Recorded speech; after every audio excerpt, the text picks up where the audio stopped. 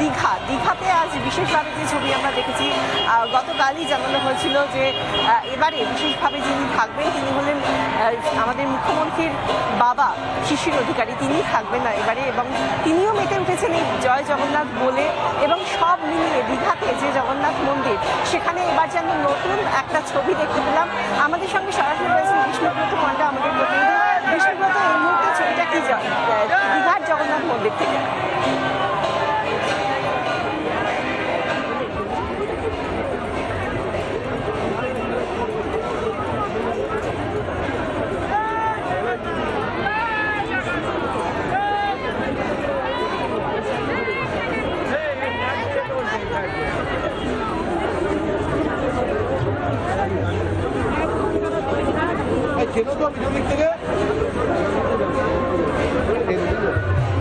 দেখো, এই মুহূর্তে তোমাকে দেখাবো দীঘার যে জগন্নাথ, সেই দীঘার জগন্নাথ মন্দিরের যে ছবি সেটা আমরা তোমাকে দেখানোর চেষ্টা করছি।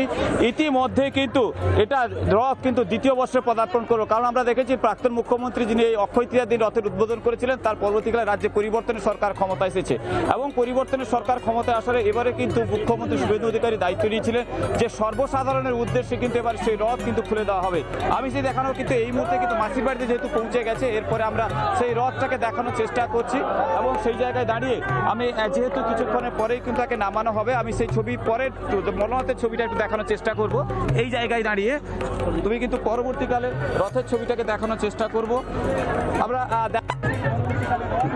নামানো হচ্ছে এবং একটার পর একটা রথকে কিন্তু এই মাসির বাড়িতে কিন্তু নিয়ে আসা হয়েছে। তুমি দেখছো এই মুহূর্তে জগন্নাথ বলরাম রথ কিন্তু যাতে দাঁড়িয়ে আছে এবং সেই জায়গায় দাঁড়িয়ে এবারে যে পরিবর্তনের সরকার, সেটা কিন্তু বারবার কিন্তু বলা হয়েছিল যে ক্ষমতা এলে সর্বসাধারণ উদ্দেশ্যে কিন্তু রথ পরিচালনা করে দেওয়া হবে।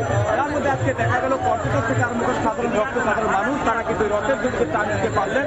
নানা ধরনের কন্টেন্ট দেখার জন্য লাইক করুন, শেয়ার করুন আমাদের ফেসবুক পেজ, সাবস্ক্রাইব করুন আমাদের ইউটিউব চ্যানেল। পাশাপাশি অন্যান্য ব্রেকিং নিউজের জন্য অবশ্যই চোখ রাখুন রিপাবলিক বাংলায়।